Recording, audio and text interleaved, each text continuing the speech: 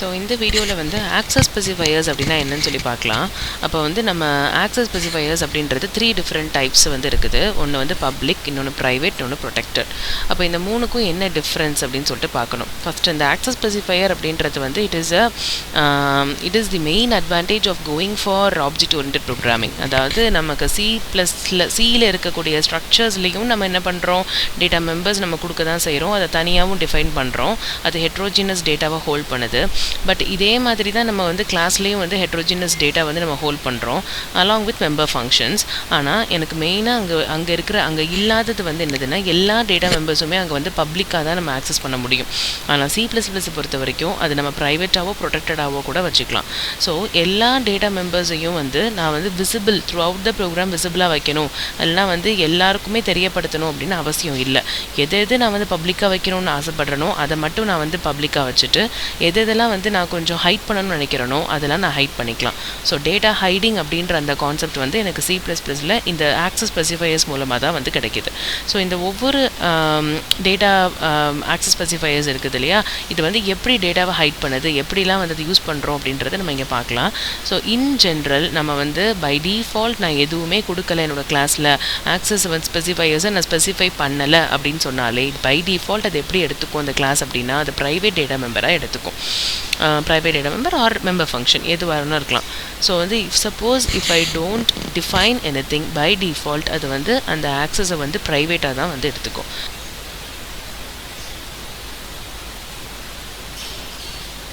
இப்போ லாஸ்ட்டாக வந்து நம்ம இந்த ப்ரோக்ராம் பார்த்துருந்தோம் இல்லையா, அதாவது ஒரு ஸ்டூடெண்ட் அப்படின்ற கிளாஸுக்கு வந்து நம்ம நேம் அண்ட் ஐடி அப்படின்ற 2 டேட்டா மெம்பர் இருந்துச்சு. இப்போ வந்து ஃபார் எக்ஸாம்பிள் நான் இப்போ இந்த இடத்துல என்ன கொடுத்துருக்கேன்னு பாருங்கள், பப்ளிக் அப்படின்னு சொல்லி கொடுத்துருக்கேன். அதாவது நான் என்னோடய ஆக்சஸ் ஸ்பெசிஃபையரை பப்ளிக்காக வந்து நான் இங்கே மென்ஷன் பண்ணியிருக்கிறேன். ஸோ இஃப் சப்போஸ் நான் இப்போ இதை மென்ஷன் பண்ணலைன்னு வச்சுக்கோங்க, அப்போ அது என்னவா எடுத்துக்கும் அப்படின்னு சொன்னால் அது வந்து ஒரு ப்ரைவேட்டாக எடுத்துக்கும், ப்ரைவேட் டேட்டா மெம்பராக எடுத்துக்கும். இது நான் ப்ரைவேட் அப்படின்னு சொல்லி கொடுத்தாலும் ஒன்று தான், இல்லைனா வந்து எதுவுமே நான் கொடுக்காட்டியும் வந்து அது ப்ரைவேட்டாக தான் எடுத்துக்கும். ஸோ இப்போ நான் ப்ரைவேட் அப்படின்னு சொல்லிட்டு இங்கே டிஃபைன் பண்ணிடுறேன். இப்போ நான் இங்கே கொடுத்துட்டேன் அப்படின்னு சொன்னால் இதுக்கு கீழே வர்ற எல்லாமே நான் இப்போ ஃபர்தராக வேறு ஒரு ஆக்சஸ் ஸ்பெசிஃபையரை நான் வந்து இங்கே மென்ஷன் பண்ணுறாத வரைக்கும் அது வந்து ப்ரைவேட்டாக தான் வந்து கீழே உள்ள அத்தனையுமே எடுத்துக்கும். ஸோ இப்போ நான் ஃபார் எக்ஸாம்பிள் என்னோடய டேட்டா மெம்பர்ஸை மட்டும் நான் ப்ரைவேட்டாக வைக்கணும்னு நினைக்கிறேன், என்னோடய மெம்பர் ஃபங்க்ஷன்ஸை வந்து நான் பப்ளிக்காக வைக்கணும் அப்படின்னு சொல்லி நினைக்கிறேன் அப்படின்னா நான் இந்த இடத்துல என்ன பண்ணிக்கலாம் அப்படின்னு பார்த்தீங்கன்னா பப்ளிக் அப்படின்னு சொல்லி திரும்ப கொடுத்துடணும். ஸோ இப்போ என்ன அர்த்தம், என்னோடய டேட்டா மெம்பர்ஸை நான் வந்து ப்ரைவேட்டாகவும் அண்ட் மெம்பர் ஃபங்க்ஷன்ஸை பப்ளிக்காகவும் வச்சுருக்கேன்னு சொல்லி அர்த்தம். ஓகே, ஸோ இப்போ ஃபார் எக்ஸாம்பிள் இங்கே நம்ம ப்ரைவேட் அப்படின்னு சொல்லி கொடுக்குறோம் இல்லையா, இந்த கிளாஸுக்குள்ளே நான் எதெல்லாம் நான் வந்து ப்ரைவேட் அப்படின்னு சொல்லி கொடுக்குறேனோ அந்த டேட்டா மெம்பர்ஸையோ இல்லை மெம்பர் ஃபங்க்ஷன்ஸையோ இந்த கிளாஸுக்கு வெளியில் என்னால் ஆக்சஸ் பண்ண முடியாது. அதுதான் வந்து ப்ரைவேட் ஆக்சஸ் ஸ்பெசிஃபையருடைய எக்ஸிஸ்டன்ஸ், அதோடைய ஸ்கோப் வந்து எப்படி இருக்கும் அப்படின்னு பார்த்தீங்கன்னா ப்ரைவேட்டுக்குள்ளே நம்ம என்ன கொடுத்தாலும் அது அந்த கிளாஸுக்குள்ளே மட்டும் தான் ஆக்சஸ் பண்ண முடியுமே தவிர அந்த கிளாஸுக்கு வெளியில் என்னால் ஆக்சஸ் பண்ண முடியாது. பட் இப்போ ஒருவேளை நான் வந்து கிளாஸுக்கு வெளியிலையும் நான் ஆக்சஸ் பண்ணணும் அப்படின்னு நினைக்கிறேன், through out the program main function வரைக்கும் நான் ஆக்சஸ் பண்ணணும்னு நினைக்கிறேன் அப்படின்னு சொன்னால் கண்டிப்பாக நான் அந்த மெம்பர் ஃபங்க்ஷனையோ இல்லைனா அந்த டேட்டா மெம்பர்ஸையோ நான் ப்ரைவேட்டாக கொடுக்காமல் பப்ளிக்காக தான் கொடுக்கணும். ஸோ இப்போதைக்கு நம்ம வந்து ப்ரைவேட் அண்ட் பப்ளிக் இந்த 2 ஆக்சஸ் ஸ்பெசிஃபையரை பற்றி டீட்டெயிலாக பார்க்கலாம். அது எப்படி ஒர்க் ஆகுது அப்படின்ற அதோடைய ஒர்க்கிங் பிரின்சிபலையும் எப்படின்னு சொல்லி பார்ப்போம். ஸோ ஃபார் எக்ஸாம்பிள் இப்போ வந்து நான் என்ன பண்ணுறேன்னு பாருங்கள். இப்போ இதை நான் வந்து ஜஸ்ட் அப்படியே கமெண்ட் அவுட் பண்ணிடுறேன்.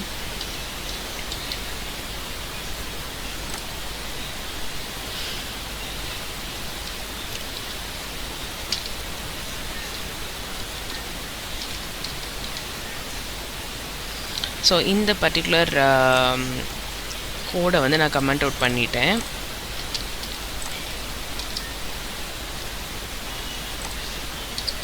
நான் வந்து கிளாஸை இப்போ இங்கே க்ளோஸ் பண்ணிடுறேன்.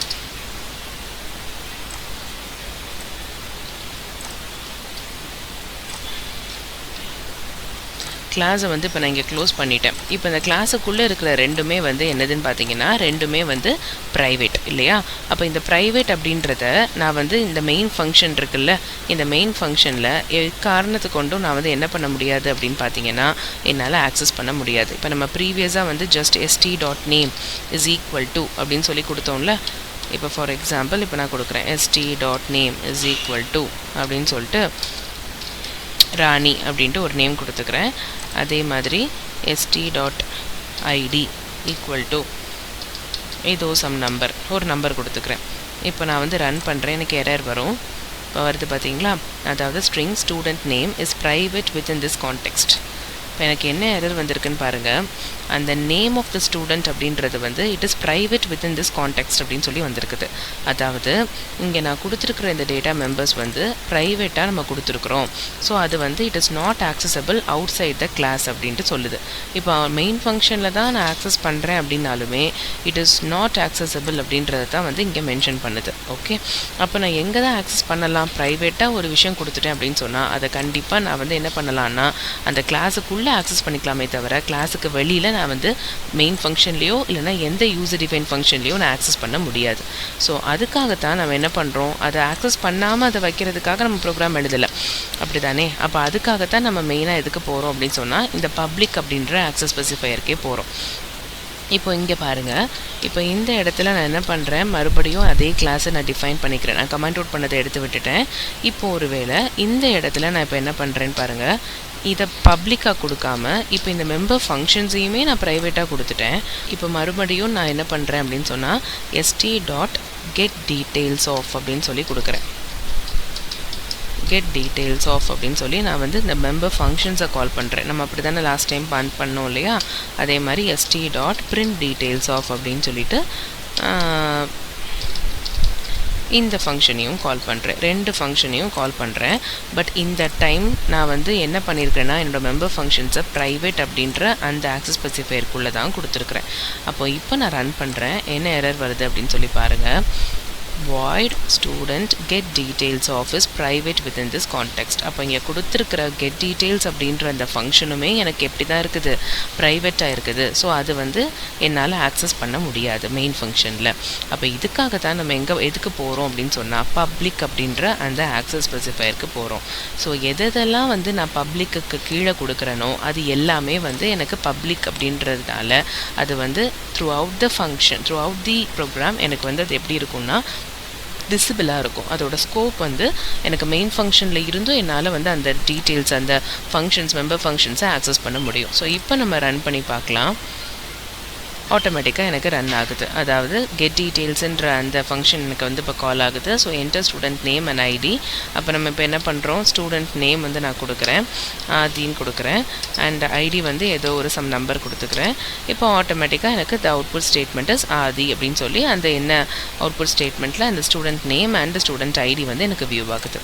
So that's it. ஸோ இது மாதிரி தான் வந்து நம்ம வந்து ஆக்சஸ் ஸ்பெசிஃபையர்ஸோடைய ரெண்டு டிஃப்ரென்ஸ் வந்து பார்த்துருக்கோம். ப்ரைவேட்டுடைய ஸ்கோப் என்ன, பப்ளிக் அப்படின்ற ஆக்சஸ் ஸ்பெசிஃபையரோட ஸ்கோப் என்ன அப்படின்னு சொல்லி பார்த்துருக்கோம். இப்போது இதே மாதிரி நம்ம வந்து என்ன பண்ணலாம் அப்படின்னு சொன்னால், நம்ம இந்த பப்ளிக் அப்படின்ட்டு நம்ம இந்த ஃபங்க்ஷன்ஸ்க்கு வந்து நம்ம கொடுக்குறோம் இல்லையா, இந்த ஃபங்க்ஷன்ஸை வந்து இப்போ நான் கிளாஸுக்குள்ளே நான் டிஃபைன் பண்ணுறேன் இல்லையா, it is also possible to define these functions outside the class. நான் கிளாஸுக்கு வெளியேயும் இந்த ஃபங்க்ஷன்ஸை வந்து என்ன பண்ணிக்கலாம், டிஃபைன் பண்ணிக்கலாம். ஸோ அப்போ அப்படி கொடுக்குறதா இருந்தால் நான் வந்து கிளாஸுக்குள்ளே என்ன பண்ணிடணும் அப்படின்னு பார்த்தீங்கன்னா அந்த ஃபங்க்ஷன்ஸை வந்து டிக்ளேர் பண்ணிடணும். ஏன்னா நமக்கு வந்து எந்த மாதிரி நான் அந்த ஃபங்க்ஷன்ஸை வந்து ஆக்சஸ் பண்ண போகிறேன் அப்படின்றத ஃபஸ்ட்டு நான் வந்து சொல்லிடணும் கிளாஸுக்கு. ஸோ வந்து எப்படி போடுறேன்னு பாருங்கள், print details of. ஸோ இப்போ நான் வந்து என்ன பண்ணிடுறேன்னா கிளாஸை க்ளோஸ் பண்ணிட்டேன். அப்போது வெளியில் அதாவது டிக்ளரேஷன் வந்து நான் வந்து கிளாஸுக்குள்ளே பண்ணுறேன், வேறஸ் டெஃபினேஷன் ஃபங்க்ஷனை வந்து டிஃபைன் பண்ணுறது நான் வந்து எப்படி பண்ணுறேன்னா வெளியில் பண்ணுறேன். அப்போ வெளியில் பண்ணுறப்போ நான் எப்படி அதை வந்து பண்ணணும்னு பார்த்தோன்னா void அப்படின்ற அந்த ரிட்டர்ன் டைப் கண்டிப்பாக இருக்கணும். அண்ட் எந்த கிளாஸுக்கு நான் வந்து டிஃபைன் பண்ணுறேன் இந்த ஃபங்க்ஷனையும் அந்த கிளாஸோட நேம் அண்ட் அதுக்கப்புறம் ஸ்கோப் ரெசல்யூஷன் ஆப்ரேட்டர். அதே மாதிரி தான் இந்த ஃபங்க்ஷனுக்கும் பண்ண போகிறேன்.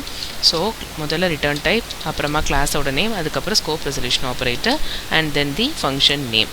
ஓகே, ஸோ இப்படி இந்த ஸ்கோப் ரெசல்யூஷன் ஆப்ரேட்டருடைய பர்பஸ் அதுதான் வந்து எப்படின்னா நம்ம வெளியில் ஒரு ஃபங்க்ஷனை டிஃபைன் பண்ணி அதை வந்து என்ன பண்ணுறோம் அப்படின்னு சொன்னால் இந்த கிளாஸுக்கான ஃபங்க்ஷன் இது அப்படின்றத டினோட் பண்ணுறதுக்காக நான் இந்த ஸ்கோப் ரெசல்யூஷன் ஆப்ரேட்டரை யூஸ் பண்ணுறேன்.